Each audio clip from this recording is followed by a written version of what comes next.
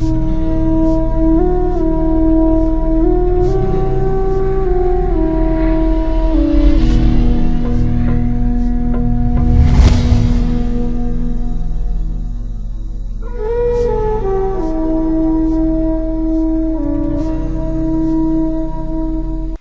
సువార్త 6వ అధ్యాయం 25వ వచనం.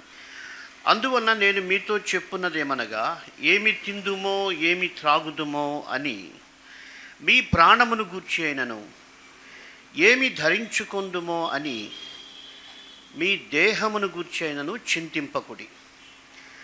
ఆహారము కంటే ప్రాణమును, వస్త్రము కంటే దేహమును గొప్పవి కావా. మత్తయి సువార్తలోనే 16వ అధ్యాయంలో 26వ వచనం. ఒక మనుష్యుడు లోకమంతయు సంపాదించుకొని తన ప్రాణమును పోగొట్టుకుంటే అతనికేమి ప్రయోజనము? ఒక మనుష్యుడు తన ప్రాణమునకు ప్రతిగా నేమియగలడు. పరిశుద్ధ గ్రంథంలో దేవుడు తన ప్రజలకు సులభంగా అర్థం కావడానికి చాలా ప్రశ్నలు వేశాడు. ఇక్కడ మనం 3 ప్రశ్నలు యేసు ప్రభు వేశారు. ఈ 3 ప్రశ్నలు చాలా సులభంగా ఆన్సర్ చెప్పొచ్చు. అయితే ప్రభు ఎందుకు ఈ ప్రశ్నలు వేశాడంటే, ఆత్మ సంబంధంగా మనము ఏమి ఆలోచిస్తున్నాము, ఆత్మ సంబంధంగా మన జీవితానికి ఏది ప్రాధాన్యత ఇస్తున్నామని అర్థం కావడానికి యేసు ప్రభు ఈ ప్రశ్నలు వేశాడు. ఏంటి? మొట్టమొదటి చూసుకుందాం మనం. మత్తయి సువార్త 6:25లో ఆయన అంటున్నాడు, ఆహారము కంటే ప్రాణమును, వస్త్రము కంటే దేహమును గొప్పవి కావా. ప్రపంచంలో ఏ మనిషిని అడిగినా, ఎవరైనా కూడా ఖచ్చితంగా సమాధానం దీనికి చెప్తారు. ఏమని? ఆహారం కంటే ప్రాణం ముఖ్యం. మంచి ఆహారం ఉండి ప్రాణం పోతే ఆ మనిషి ఏం చేయగలడు? దాన్ని తినగలడా? తినలేడు. కాబట్టి ఎవరైనా వచ్చి నీకు ఆహారం కావాలా, ప్రాణం కావాలంటే, ఏ పిచ్చి వ్యక్తి కూడా నాకు ప్రాణం పోయినా పర్వాలేదు, ఆహారం నాకు కావాలని కోరుకోడు. ఎందుకంటే ఆహారము, ప్రాణం, దీంట్లో ఏదో ఒకటి కోరుకోమంటే ప్రతి మనిషి ఈ లోకంలో ప్రాణం కోరుకుంటాడు. తర్వాత కూడా ప్రభు అంటున్నాడు, వస్త్రము కంటే దేహమును గొప్పవి కావా. ఖచ్చితంగా ఎవరైనా అవును, వస్త్రము కాదు దేహమే ముఖ్యమైనటువంటిదని మనం అందరూ సమాధానం చెప్తాం. అయితే ప్రాక్టికల్ లైఫ్లో ప్రతి మనిషి కూడా చేస్తున్న పొరపాటు ఏంటంటే, స్పిరిచువల్గా వీటికి విభిన్నంగా జీవిస్తున్నాడు.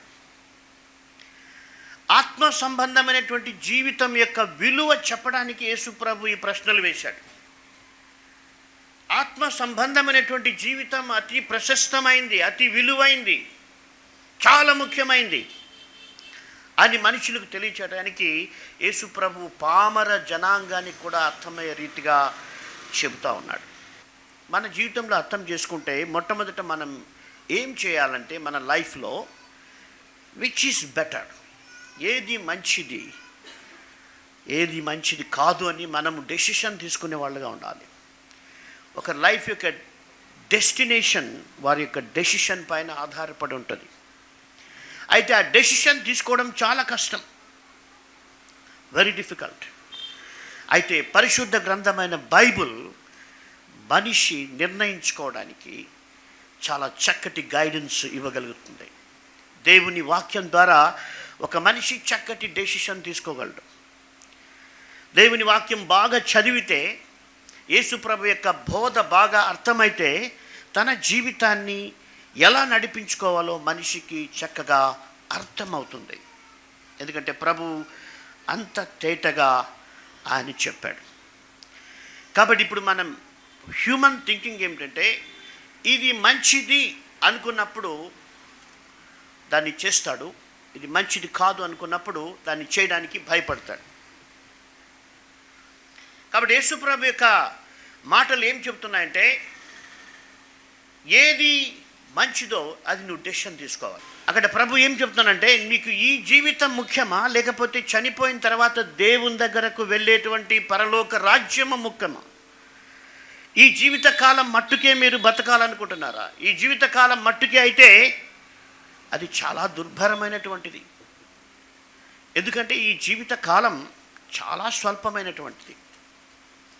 అయితే నిత్యత్వం మనం ఎప్పుడూ ఆలోచన చేయాలి. మన డెసిషన్స్ ఏంటంటే, పర్ఫెక్ట్గా ఉండాలంటే అన్ని కోణాల్లో ఆలోచన చేయాలి. కాబట్టి మనం తీర్మానం, మన నడవడిక, మన ప్రవర్తన, మన లైఫ్ ఎక్కడికి పోతూ ఉంది?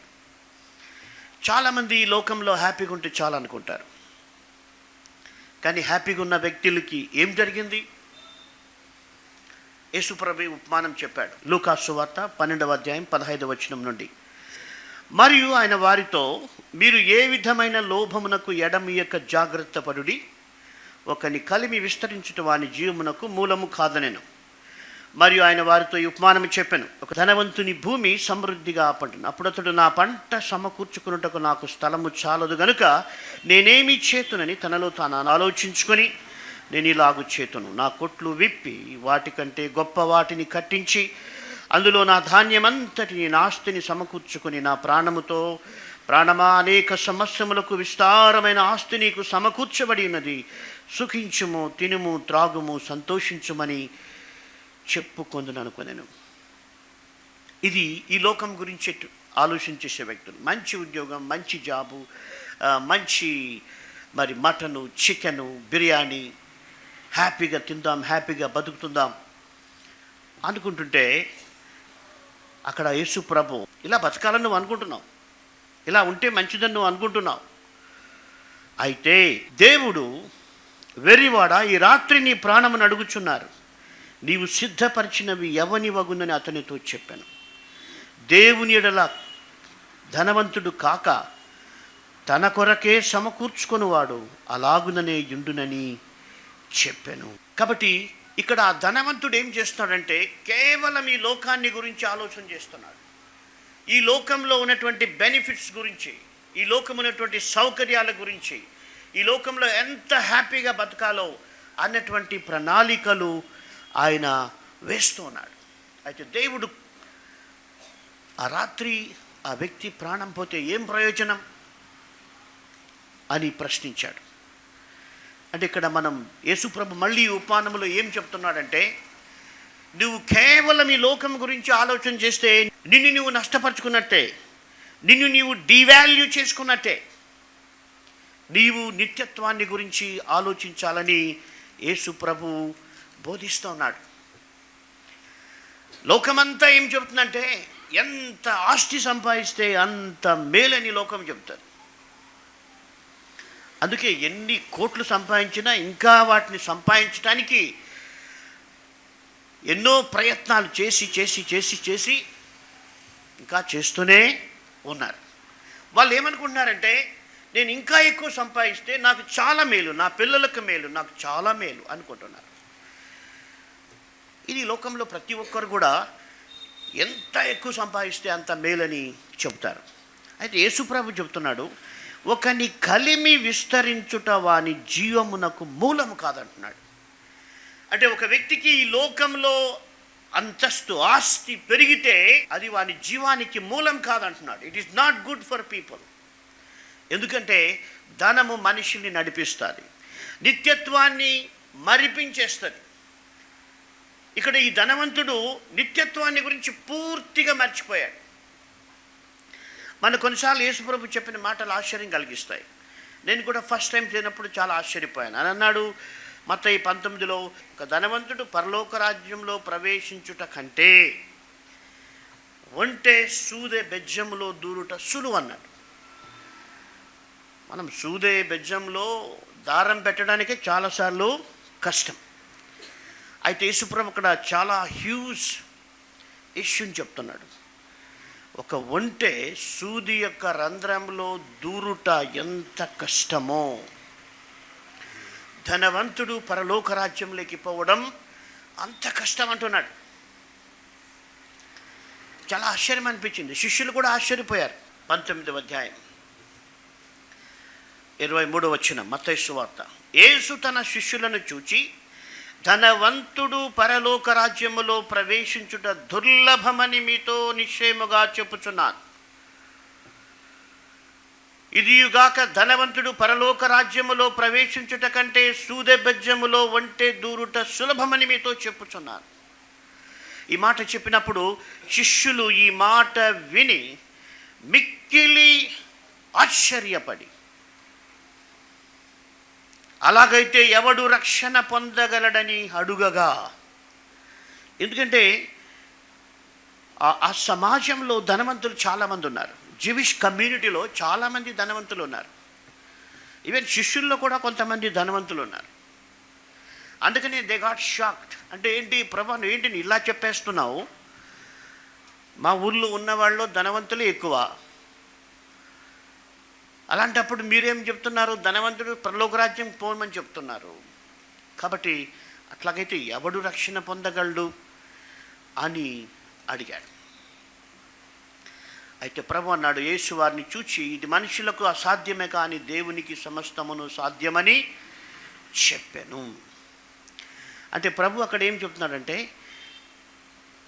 దేవుడు ఒక మనిషిని రక్షించి ఆ మనిషి జీవితంలో ఏది ప్రయారిటీనో చూపించి ఆ మనిషిని నడిపించగల శక్తి కేవలం దేవునికి మాత్రమే ఉంది. మనిషికి ఆ కెపాసిటీ లేదు. మనిషి ఎప్పుడు కూడా రాంగ్ డెసిషన్సే. అందుకే ప్రభు అన్నాడు, ఒక వ్యక్తి లేక ఒక ధనవంతుడు దేవుని రక్షణ పొంది దేవుని వాక్య ప్రకారము తన జీవితాన్ని సరి చేసుకొని దేవుని చిత్త ప్రకారము జీవించకపోతే ధనవంతుడు పరలోక రాజ్యంలోకి పోడు అని చెప్పాడు. శిష్యులు ఆశ్చర్యపడినప్పుడు యేసు ప్రభు అన్నాడు. కాబట్టి మనం లైఫ్లో రాంగ్ డెసిషన్స్ తీసుకునే ప్రమాదం ఉంది. ఈ లోకం గురించి ఎక్కువ ఆలోచన చేస్తాం. ఫర్ ఎగ్జాంపుల్, మనం ఉదయం లేచినప్పటి నుంచి 24 hours లేకుంటే మేలుకున్నటువంటి సమయంలో కానీ, కొన్నిసార్లు నిద్రపోయేటప్పుడు కూడా కలలు, ఇవన్నీ కూడా 90% మోర్ దాన్ 90% మన యాటిట్యూడ్స్, మన థింకింగ్, మన డెసిషన్స్, మన వాల్యూస్ అన్నీ కూడా ఈ లోకం సంబంధించినవే. అదే 6వ అధ్యాయంలో మత్తయి సువార్తలో చెప్పాడు, మనిషి ఎప్పుడు కూడా ఆలోచన ఏంటంటే ఏమి తిందాం, ఏమి తాగుదాం, ఏమి ధరించుకుందాం. అంటే ప్రభు వాళ్ళకి టీచ్ చేస్తున్నాడు, ఇది కేవలం శాశ్వతం, నిత్యత్వం ప్రాముఖ్యం. అందుకే మనం చూసినాం మత్తయి సువార్త 16వ అధ్యాయం 26వ వచనంలో చెప్పాడు, ఒక మనిషి లోకమంతా కూడా సంపాదించుకొని వాని ప్రాణము పోగొట్టుకుంటే వానికి ఏమి ప్రయోజనం? ఆ యొక్క ప్రశ్నకు కూడా మనం ఈజీగా చెప్పగలం, నిజమే ప్రభువా, ప్రాణమే పోయినప్పుడు లోకంలో ఎంత సంపాదిస్తే ఏం ప్రయోజనం? కాబట్టి మన జీవితంలో డెసిషన్ మేకింగ్ అన్నది దేవుని వాక్యపు వెలుగులోనే సరైన డెసిషన్ మనము చేయగలం. ప్రభు ఈ ప్రశ్నలు వేయడంలో ఉద్దేశం ఏంటంటే, don't ever depend upon your knowledge. మహాజ్ఞానైన సొలొమోను కూడా ఈ మాట చెప్పాడు, నీ స్వబుద్ధిని ఆధారం చేసుకోవద్దు, నీ పూర్ణ హృదయముతో యెహోవాను వెంబడించాలి, నీ ప్రవర్తన అంతట్లో ఆయన అధికారానికి ఒప్పుకోవాలి. అయితే మనిషి ఎప్పుడు స్వబుద్ధినే ఉపయోగిస్తాడు, తన ప్రవర్తన అంతట్లో దేవుని అధికారానికి ఒప్పుకోడు. మన స్వబుద్ధి ఎప్పుడు కూడా రాంగ్ డెసిషన్ చేస్తుంది. ఫర్ ఎగ్జాంపుల్ 3 ఇన్సిడెంట్స్ చెప్తాను. ఏదైనా తోట మధ్యలో చాలా చెట్లు ఉన్నాయి, కానీ తోట మధ్యలో ప్రత్యేకంగా 2 చెట్లు పెట్టి ఆ 2 చెట్ల యొక్క స్వభావం కూడా ఆదాము అవ్వలకు చెప్పాడు. ఒక చెట్టు ఫలాలేమో మరణాన్ని కలిగిస్తాయి, ఒక చెట్టు ఫలాలు జీవాన్ని కలిగిస్తాయి. గమనించండి, ఈ చెట్టు ఫలాలు తింటే మీరు చనిపోతారు, ఈ చెట్టు ఫలాలు తింటే మీరు జీవిస్తారు. యేసు ప్రభు యొక్క మాటల్లో జీవం ఉంది, లోకపు మాటల్లో చావు ఉంది.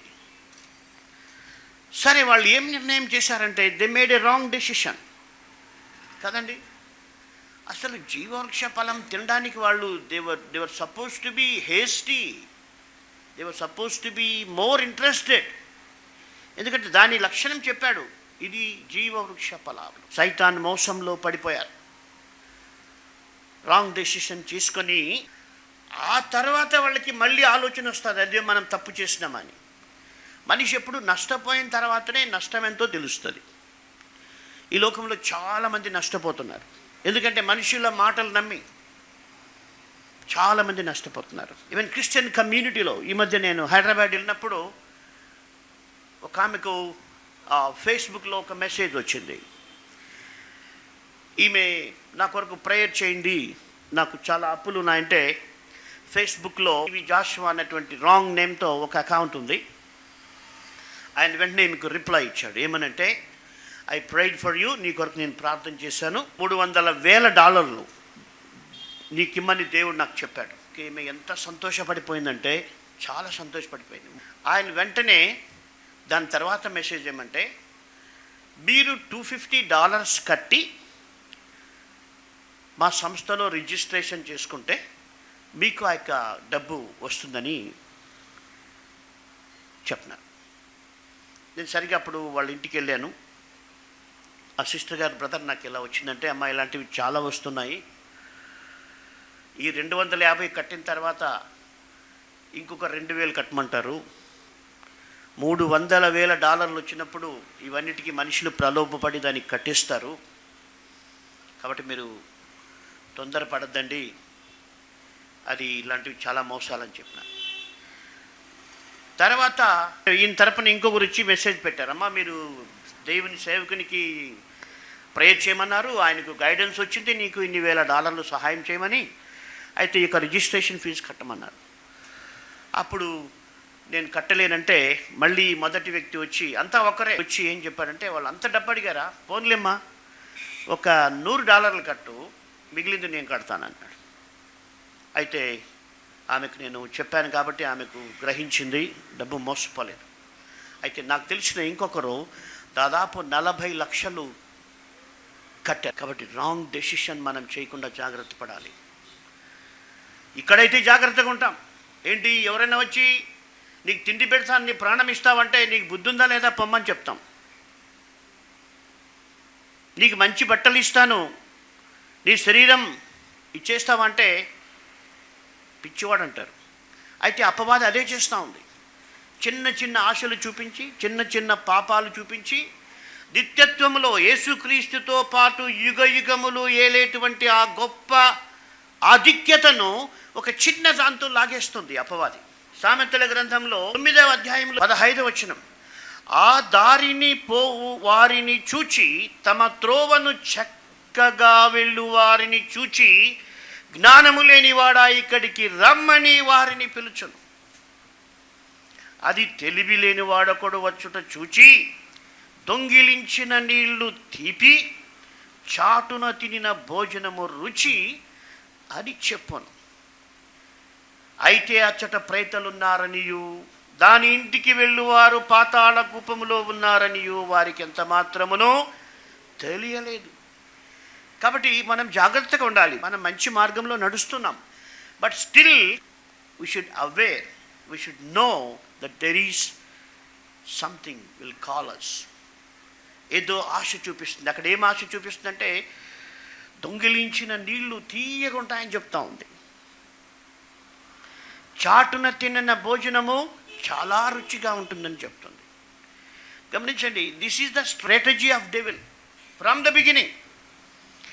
అవ్వకు అదే చెప్పింది. దేవుడు వద్దన్నాడా, అయితే ఇది తింటే చాలా బాగుంటుంది, దేవతలు అయిపోతారు అంటే ఎంటైసింగ్.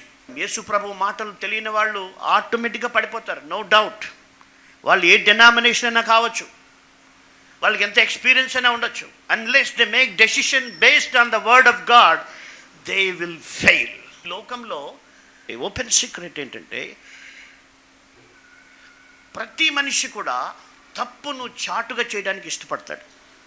అపవాది అదే చెప్తాడు, ఎవరు చూడలేదులే, ఆహారము కంటే ప్రాణము గొప్పదనుకుంటే మీరు మోసపోతారు, దేహము కంటే వస్త్రము గొప్పదనుకుంటే మోసపోతారు, ఈ లోకం సంపాదించుకొని ప్రాణం పోగొట్టుకుందామంటే మోసపోతారు. కాబట్టి అక్కడ ప్రభు ఏం హింట్ చేస్తున్నాడంటే, మీ డెసిషన్స్ మీ డెస్టినేషన్ని నిర్ణయిస్తాయి. కాబట్టి మనం మోసపోకుండా ఉండాలంటే మనకి ఈ లోకంలో చదివిన నాలెడ్జ్ ఏం పనికిరాదు. బీటెక్ కానీ, ఎంబీబీఎస్ కానీ, ఐఏఎస్ కానీ, ఐపీఎస్ కానీ ఇవేం మనకు హెల్ప్ చేయలేవు. ఈ లోకంలో బతకడానికి హెల్ప్ చేస్తాయి కానీ, బట్ దేవుని మార్గంలో నడవాలంటే దేవుని వాక్యం మాత్రమే ఉపయోగపడుతుంది. అందుకే సైతాన్ బైబుల్ చదవని వీళ్ళు ఎక్కడ తెలుసుకుంటారో నా టెక్నిక్స్ అని భయం అన్నమాట. రెండవ రాంగ్ చాయిస్ ఏంటంటే, పిలాతు యూదులందరి ముందర ఇద్దరిని పెట్టాడు. ఎవరెవరిని? బరబ్బాను పెట్టాడు, యేసు ప్రభుని పెట్టాడు. యేసు ప్రభు ఏమో పాపులను రక్షించటానికి ఈ లోకానికి వచ్చినటువంటి వాడు. బరబ్బను యేసు ప్రభును వారి ముందర నిలబెట్టి పిలాతు వారితో అన్నాడు, ఈ పండుగ వాడుక చెప్పున ఈ పండుగలో ఒక ఖైదీని విడుదల చేయుట వాడుక, కాబట్టి ఇద్దరిలో మీకు ఎవరిని విడుదల చేయమంటారు అన్నాడు. మనందరికీ తెలుసు బరబ్బ కావాలన్నారు. చాలా ఆశ్చర్యం కదా. రక్షించటానికి వచ్చినటువంటి యేసు ప్రభువును వద్దని దోచుకునే దొంగను కోరుకున్నారు. చాలా రాంగ్ చాయిస్. మనం దాన్ని ఈజీగా చెప్పగలం, yes they made a wrong decision. వాళ్ళు రాంగ్ చేశారు, వీళ్ళు రాంగ్ చేశారు. అయితే ఇప్పుడు కూడా ప్రపంచంలో రెండే విషయాలు ప్రాముఖ్యంగా కనిపిస్తాయి. గమనించండి, ఏదేను తోటలో ఎన్ని చెట్లు ఉన్నా తోట మధ్యలో ఉండేది ఆ రెండు చెట్లే. యేసు ప్రభు కాలంలో ఎంతమంది ఉన్నప్పటికీ కూడా ఇద్దరిని ముందు పెట్టి చాయిస్ తీసుకోమన్నారు. వాళ్ళు కూడా రాంగ్ డెసిషన్ తీశారు. ఇప్పుడు కూడా లోకంలో రెండే విషయాలు ఉన్నాయి. లోకంలో చాలా విషయాలు ఉండొచ్చు, రెండు విషయాలు ఎప్పుడు కూడా లోకంలో కనిపిస్తున్నాయి. ఒకటేంటంటే లోక ఆకర్షణ, పాపం. రెండవది దేవుని యొక్క వాక్యం. ఇవి రెండు ప్రపంచమంతా కూడా మీరు చూస్తే ఒక పక్క పాపం విస్తరించి మనుషుల్ని పట్టుకోవడానికి ప్రయత్నం చేస్తుంది, ఒక పక్క దేవుని వాక్యం సువార్త ప్రపంచమంతటా కూడా కనిపిస్తుంది.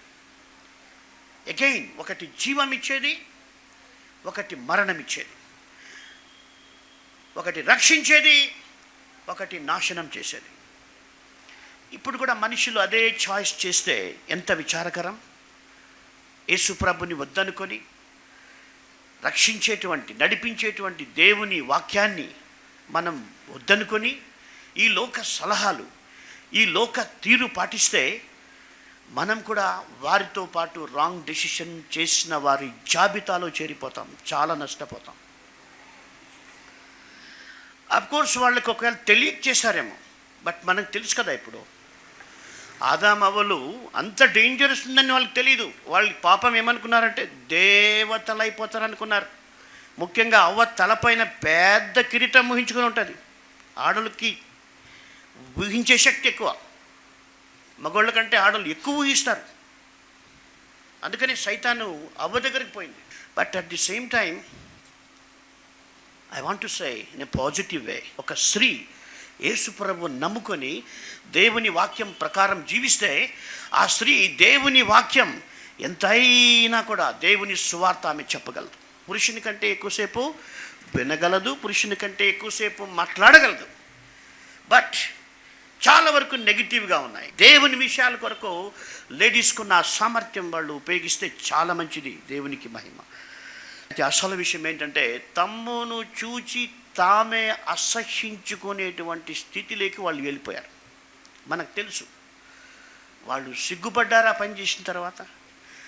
వాళ్ళు సిగ్గుపడమే కాదు, ఎవరైనా చూస్తారేమో అని దాచిపెట్టుకునే అంత నీచ స్థితిలోకి వాళ్ళు వెళ్ళిపోయారు. పాపం ఎప్పుడు అదే పని చేస్తుంది, ఎంటైసింగ్ చేస్తుంది, చాలా మేలు చాలా ప్రయోజనం అంటుంది, చివరికి చాలా నీచమైన స్థితిలోనికి వారిని దిగజారుస్తుంది. సో రాంగ్ డెసిషన్ వాళ్ళు చేశారు, యూదులు చేశారు. ఇప్పుడు మన ముందు కూడా ఉన్నది ఏంటంటే when we make decision we have two ways. లోకం మనకు సలహా చెప్తుంది, దేవుని వాక్యం కూడా మనకు సలహా చెప్తుంది, హెచ్చరిస్తుంది. అయితే మన డెసిషన్ ఏంటి? మనం దేవుని వాక్య ప్రకారం జీవించడానికి ఇష్టపడుతున్నామా, లేకపోతే మన మనసు యొక్క ఇన్స్పిరేషన్, లేకపోతే ఈ యొక్క లోకం చెప్పేటువంటి మాటలు తీయగా బాగున్నాయి కాబట్టి మనం దానికి వెళ్తున్నామా? చాలా మోసపోతాం. దేవుని వాక్యం ఏం చెప్తే అది చేయడం మనకు ఆశీర్వాదకరం. ఇంకో విషయం తెలిసిన, ఫ్రమ్ ద బిగినింగ్ నెగిటివ్కే ఎక్కువ మెజారిటీ ఉంటుంది. దాన్ని చూసి మనం భయపడాల్సిన పని లేదు. యేసుప్రభు మాట ఆయన చెప్పాడంతే. ఇంకా లోకమంతా చెప్పినా, లేకపోతే ఎంతమంది చెప్పినా, యేసుప్రభు వాక్యం అలాగ ఉందా లేదో చూడాలి. నేను చెప్పింది కాదు, లేకపోతే ఏదో గొప్ప సేవకుడు చెప్పాడు, ఆ టీవీ ప్రసంగికుడు చెప్పాడు, అది కాదు. దేవుని వాక్యం ఏం చెబుతోంది, యేసుప్రభు ఏం చెప్పాడు, దానిపైన నీ జీవితం నిర్ణయించుకోవాలి. కాబట్టి ప్రభు వేసిన 3 ప్రశ్నలు చాలా అద్భుతమైనవి. మనం చాలా ఆలోచించేయాలి. ఈ దినమున నేను ఈ టయాన్ని దేనికి నేను వెచ్చిస్తా ఉన్నాను? ఎంతసేపు నేను నిత్యత్వం గురించి ఆలోచన చేస్తున్నాను? ఎంతసేపు నేను దేవుని సన్నిధిలో గడుపుతున్నాను?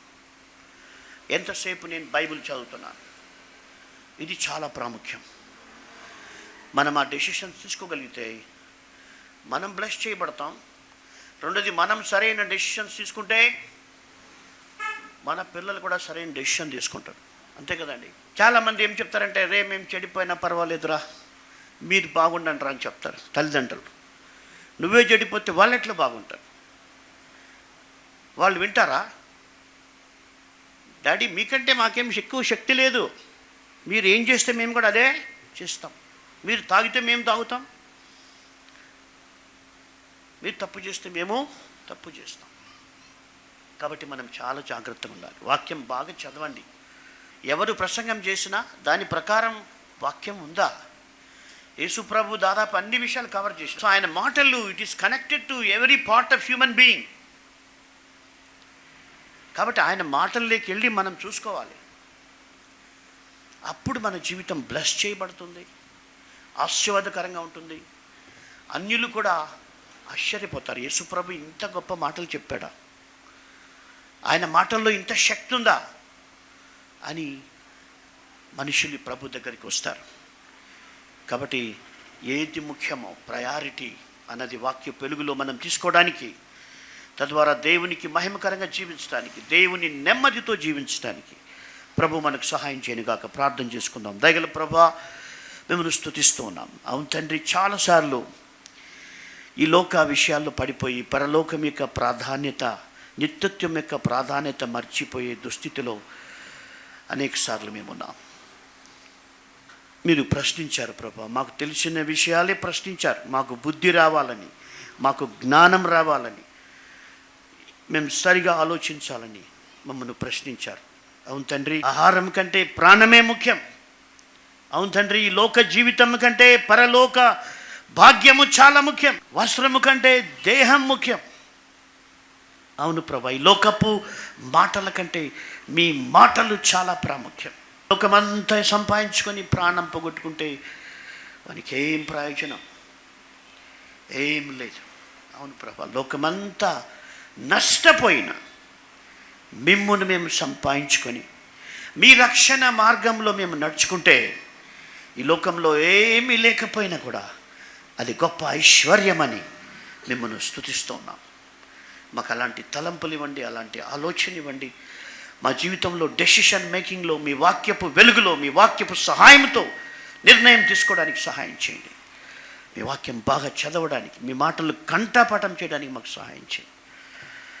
సమస్త ఘనత మహిమ మీకే చెల్లిస్తూ యేసు నామమున ప్రార్థిస్తున్నాము తండ్రి, ఆమేన్. పాస్టర్ గాలి గంగరాజు గారు రచించిన పుస్తకములు: దేవుని వాక్యముల కంఠాపాఠము, కంప్యూటర్ చెడు చిత్రముల నుండి విడుదల, మరణ భయం నుండి విడుదల, ఆత్మహత్యలకు అంతం ఉన్నదా, 50 ఆత్మీయ సందేశములు, శతకవితలు. మరియు బ్రదర్ జి. డేవిడ్ కర్ణాకర్ గారు రచించిన పుస్తకములు: 300 అనుదిన ప్రార్థనలు, 300 అనుదిన స్తుతియాగములు, బైబిల్లోని జంతువులు మరియు పక్షులు. మరియు ఈ పుస్తకములు ఇంగ్లీష్ భాషలో కూడా లభించును. మా address: the Bible foundation, 6-8-767 SJ Nagar, Tirupati 517507. మరగచ్చా చేయకూడదు, రేపిస్తా లింకకూడదు, దొంగకూడదు. నీ పొరుమాన్ మీద అబార్ట్ అసలు నడకూడదు.